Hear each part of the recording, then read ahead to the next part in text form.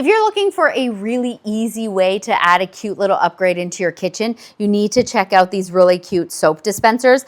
For a long time, I just kind of had, you know, like my dish soap in its plastic bottle and then my hand soap. And then these right here are going to be such a game changer because it just kind of makes everything look a lot cleaner. It looks uniform. These ones here were sent for my review and I really love the way that it is written on here. My husband kind of joked. He said, oh, it kind of looks like it's handwritten on there. It's not, obviously, but that's the style, and it's definitely something that I love on that, which I think is cute. It does come with this little like a bamboo tray, if you will, to put on there, which is kind of nice. I do like having something underneath them because, you know, when your hands are wet, you're washing them and then the water or sometimes soap drips all everywhere, so it just kind of catches in that, which I think is really nice. I like that it ties in with the bamboo just right here around the top as well. And then, of course, you know, you've just got the little pump. So yeah, if you're just looking for like cute little decor for the kitchen, these are great.